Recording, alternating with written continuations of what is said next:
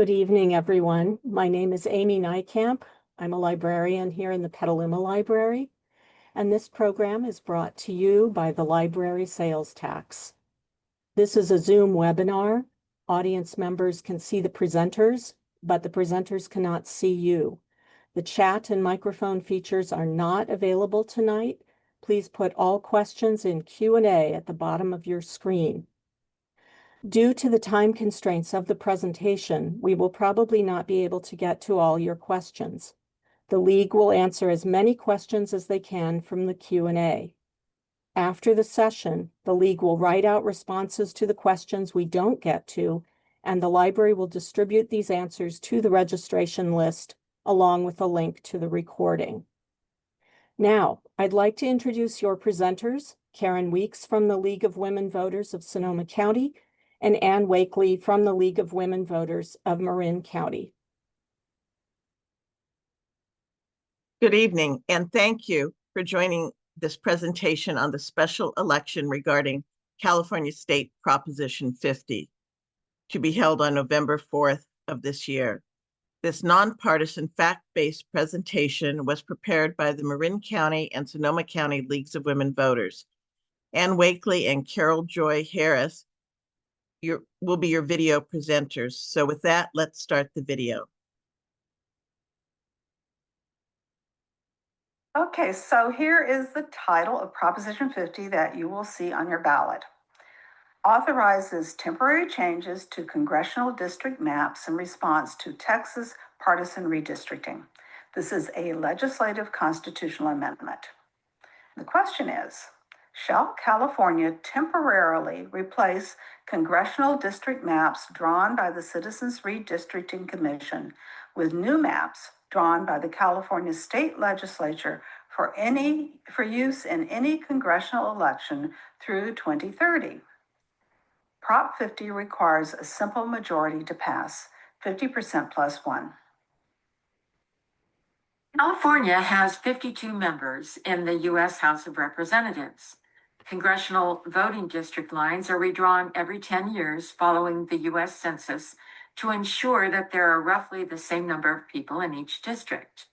In 2008, Californians voted to create a Citizens Redistricting Commission, moving the job of drawing the lines from the legislature to this independent commission. The Citizens Redistricting Commission must follow certain rules that are set by law. The commissioners are not allowed to draw districts that favor a candidate or political party, and they must listen to and use public input about which neighborhoods should be kept together. The current districts were drawn in 2021, following the 2020 census. California is having a special election to decide whether to temporarily change its congressional voting districts for elections through 2030. President Trump asked Texas to redraw congressional districts to help Republicans get elected. In response, Governor Newsom asked the California legislature to do the same for Democrats. In this special election, voters will decide if California can use these new maps. So here's what's proposed.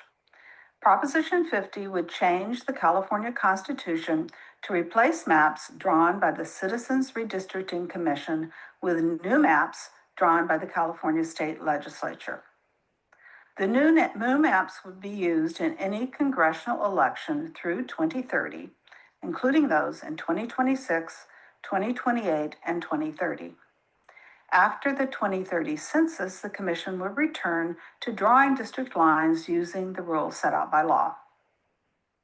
Also, California would establish a state policy supporting the use of fair, independent, and nonpartisan redistricting commissions nationwide. So this is how the proposed changes to the congressional voting districts would affect Marin and Sonoma counties. Marin County, now all of Marin votes in District 2. With the proposed changes, should Prop 50 pass, Marin will still vote in District 2. Sonoma County is divided between District 2 and District 4 currently. Most of the county votes in District 2. What is proposed will divide Sonoma into 3 voting districts. Sonoma voters will vote in District 1, District 2, and District 4. Okay, these maps show what these changes would look like. The map on the left shows the current district boundaries. The map on the right shows the proposed district boundaries. Again, what would happen if Proposition 50 passes. The dark lines outline the districts. The gray lines outline the county. So you can see how the county, the composition of the districts would change by county. So Sonoma and Marin are labeled and outlined on the maps. As you see, and right now, Marin and most of Sonoma vote in District 2. A small part of Sonoma votes in District 4. If you look over to the right map, you will see Marin still votes in District 2, although District 2 changes drastically. It will still include all of Marin and a part of Sonoma. Sonoma will be divided into these 3 voting districts, with part voting in District 2, part voting in District 1, and part voting in District 4. And the district boundaries of 1 and 4 will both change quite a bit as well. The fiscal effect of Prop 50 is this. Now, changing the maps would cost counties up to a few $1 million to update their election materials. It would cost the state about $200,000, or less than 1/10% of the state's $220 billion general fund budget. So supporters are saying that this is a short-term, temporary emergency plan to stop President Trump's attempt to rig the 2026 congressional election, and that it gives voters the ability to approve district lines. It creates fair maps that reflect California's diverse communities and protect from partisan gerrymandering. That it keeps California a leader in fair elections by preserving its independent redistricting system, and that it strengthens democracy by making sure Republicans don't have an unfair advantage in Congress. And this slide shows you some of the supporters. The source of this information is Ballotpedia, and we pulled this information off on September 24th. Know that this will change as we get closer to the election. The supporters include a lot of Democratic leaders, including President Barack Obama, Vice President Kamala Harris, the Democratic Party of California, and Governor Gavin Newsom. There are also a number of unions that are supporting this proposition, and a number of independent organizations, including Move On, the NAACP, and the California National Organization for Women. And here's what the opponents of Prop 50 are saying: that it's a power grab by politicians that undoes fair election reforms and returns California to gerrymandered districts that benefit politicians over voters. That it replaces an open public process with secretive backroom deals. That it hurts fair representation by dividing neighborhoods and weakening minority voices. That it lets politicians control district lines and could open the door to permanent control, and that it costs taxpayers $200 million when the state is cutting funding to important programs. And that $200 million is the cost of this special election. And here are some of the opponents to Prop 50. Charles Munger Jr., who's chair of the Spirit of Democracy, former U.S. Speaker of the House, Kevin McCarthy, Governor Arnold Schwarzenegger, Republican Party of California, other Republican leaders, and some independent organizations. Again, the information from Ballotpedia, which will probably change between now and the time of the election. So as of September 28th, the Yes on 50 campaign has had almost $85 million in contributions. And here is a list of the top contributors. The Fund for Policy Reform, which is a George Soros Foundation, has contributed $30 million. The House Majority PAC, which is a PAC that was formed to help get Democrats elected to the U.S. House of Representatives has contributed almost 8 million. California Teachers Association and others have all contributed, again, millions of dollars. This will continue to grow, we expect, between now and closer to election time. Check Ballotpedia for an update. And then on the no on Prop 50 side of the equation, $37.5 million as of September 28th, when we got this information from Ballotpedia, and the top contributor there being Charles Thomas Munger Jr., and then the others listed there on the screen. So a yes vote on Prop 50 means this: that California will use the new legislature-drawn district maps for congressional elections through 2030. That California's Independent Citizens Redistricting Commission will return to drawing the maps after the 2030 census, and that California will establish a policy to support nonpartisan redistricting commissions nationwide. And a no vote means that California will continue to use the congressional district maps drawn by the state's Independent Citizens Redistricting Commission in 2021. So there are a number of places you can go to find more information about Prop 50 and about redistricting. Here are some of the resources that we suggest. Strongly recommend taking a look at the League of Women Voters of California Easy Voter Guide. Links to all of these resources can be found on our website. There will be a PowerPoint there that has these links that you can use. And please go to our websites. The Marin County League website is marinlwv.org. The Sonoma County website is lwvsonoma.org. You will find information about Prop 50, information about voting and elections, and lots more. And be sure to vote.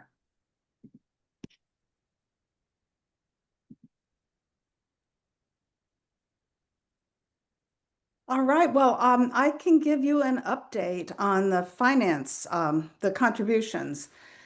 There have been some substantial contributions since we gathered the data that we presented in that video. As of last Monday, $134.6 million has been contributed in support of Prop 50, and $79 million has been contributed in opposition to Prop 50. So again, this is going to keep changing, but that's the latest that we have for you. Thank you, Anne. And remember, if you have questions, please put them in the Q&A. As of now, we don't have any questions, so please put those, your burning questions in the Q&A.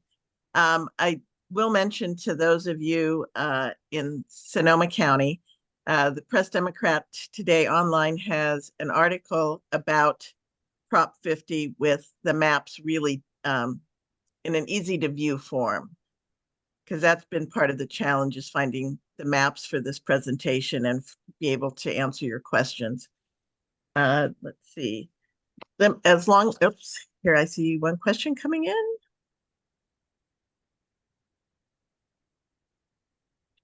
Okay. The question is, I don't fully understand the benefit of redistricting. How does it redistribute votes? I'm sorry, Karen, that was hard to hear. Could you Oh, say sorry. I Yeah. don't fully understand the benefit of redistricting. How does it redistribute votes? So I can attempt to answer that question, and Anne, please step in. Redistricting is done after the census is taken every 10 years. And currently there are 761,169 people in every district. So every time there's a census, the lines are redrawn to keep even number of people in the districts throughout the United States. Okay, so I can I can attempt to answer this too.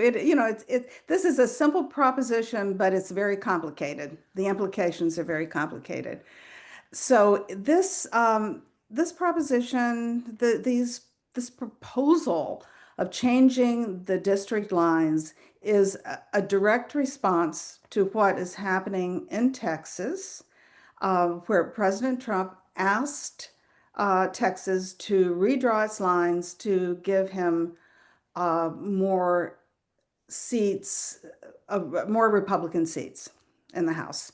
And so California responded by saying, okay, what we're going to do is redraw our district lines to um, to create districts that will be likely to vote for Democratic or Democrat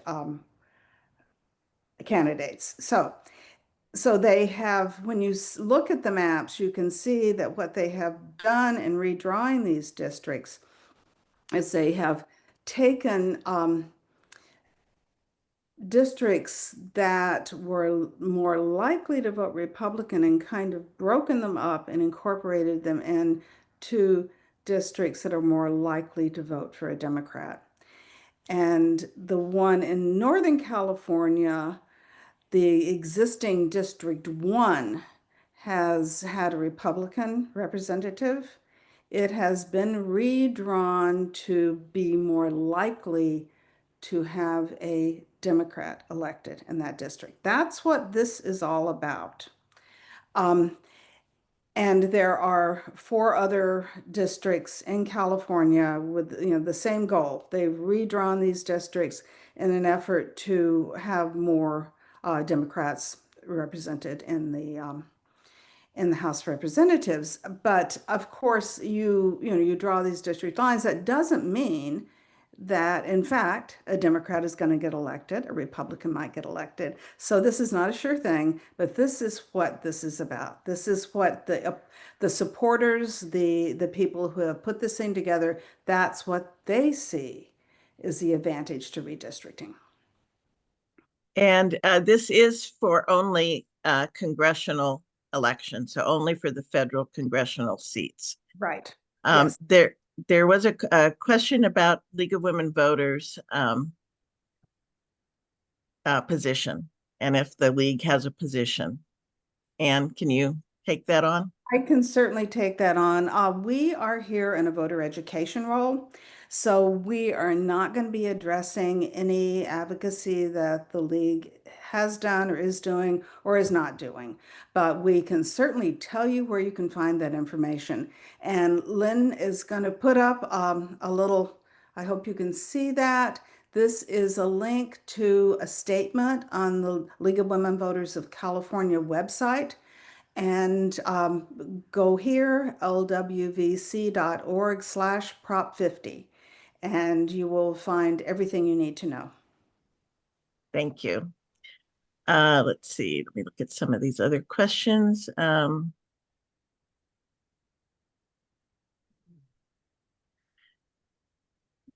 there's a question, is there another source for district maps that is not behind a paywall? And that's probably in response to my comment about the Press Democrat. And I believe in the Ballotpedia and the Legislative Analyst Office website, they both have maps. So if you would go to those websites, those you don't have to pay to access. Is that correct, Anne? That's right. And the Legislative Analyst Office has some, their analysis of Prop 50 has some really nice maps. That's where we drew our maps from. But there are other places. The Secretary of State, I believe, has maps. There are other places where you can see maps. If you look at the Easy Voter Guide, the League of Women Voters Easy Voter Guide, it has some links to maps there. Can you tell us, Anne, how many other states have independent redistricting commissions? I sure can. I sure can. I just looked that up today. Good. There are, just let me find it here. 7 states. And they are Arizona, California, Colorado, Idaho, Michigan, Montana, and Washington State. In all of the other states, the legislature draws the maps for congressional districts. Thank you.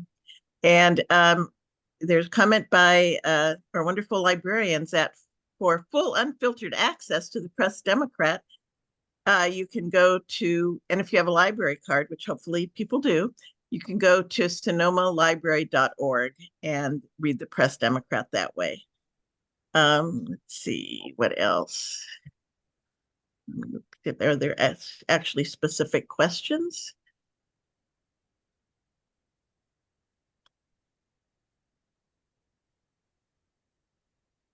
So here's a question. How will it be assured that the additional districts will become Democratic seats in Congress? There is no assurance. I think that's the simple answer to that.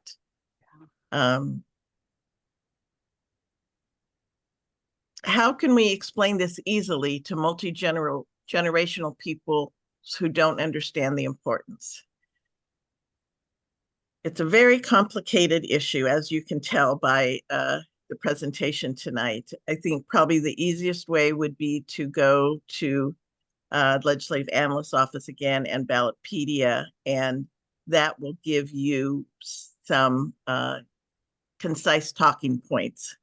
Anne, other ideas? The Easy Voter Guide, the League of Women Voters of California Easy Voter Guide. I recommend it. It's short, it's simple, and could help you. But I appreciate the fact that it is the proposition itself, in the face of it, what it would do is it's pretty straightforward, but it is a complicated issue because it involves a lot of stuff that we've been talking about for years, right? So it's not simple when you really get into it, and it is hard to explain, and people feel very strongly about it, and that's good. They should vote, right? Right. So a question on the pros and cons of having redistricting done by the independent commission versus the state legislature. So Anne, you talked about the number of states that have the independent redistricting commissions, and rather than having the state legislature do it. And I believe that when California passed that, it had to do with more control by the voters. Yeah, and rather than the legislature. Right, to try to get away from partisan gerrymandering. Because the federal rules around drawing congressional district lines, really, they have to be equal numbers of people within a district. And there are some states, of course, that don't have very many people in them, and they only get one representative. But the other states have to divide their voters up, and the only rules that come from the feds about how that is done is in the Voting Rights Act, Section 2. It says that you can't draw the lines in such way to discriminate based on race or ethnicity or language. Other than that, it's up to the states how they draw them. Most states, or many states anyway, have rules that the districts have to be contiguous. That is, they can't, part of it here and part of it there. They have to be contiguous. And in the state of California and in some other states, they have rules that partisan gerrymandering is not allowed. With the Independent Redistricting Commission that we have, they have a number of criteria they have to follow. They need to pay attention to communities of interest. So if there are groups of voters that are sort of geographically close to one another and have things in common where they're likely to vote in common, they need to take that into account. They also need to get public input. So when they draw the district lines, they have to reach out to the community and get their input on the boundaries, on the way they've drawn them.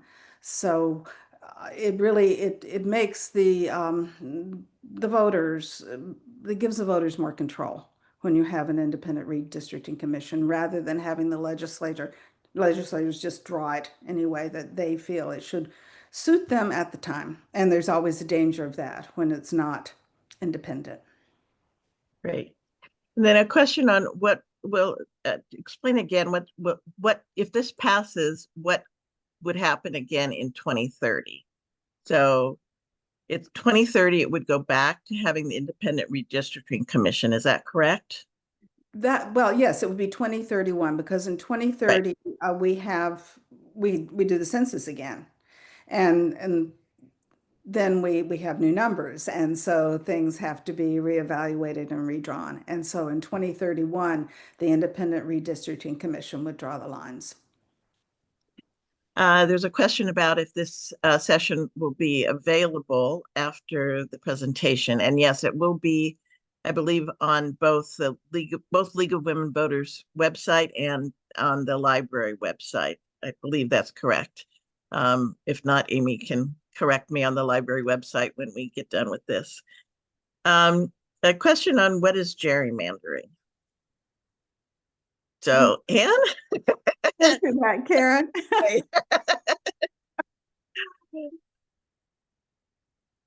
I can attempt it, and then you can.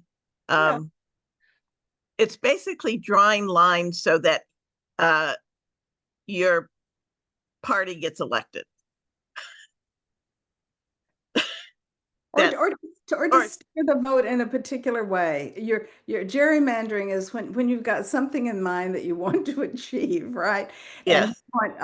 you want a Democrat elected, a Republican elected, you want certain votes to count more than other votes, then you draw districts to make that happen. That's what gerrymandering is. And we generally talk about racial gerrymandering, which could be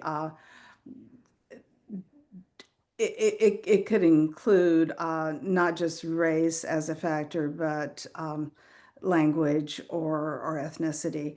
And we talk about partisan gerrymandering. So, if you are in a state that doesn't want a certain block of voters to have much of a say, and that's how your legislature feels, you could draw lines to dilute their vote. That's what gerrymandering is. Thank you. And one of our viewers says there's a great explanation of gerrymandering on YouTube, and it's called Gerrymandering Explained by the Washington Post. So I think I'll watch that when this is over. Let's see, we're getting close to our time. As Amy said before, that these questions that we've not been able to answer, we will reach out and attempt to answer them.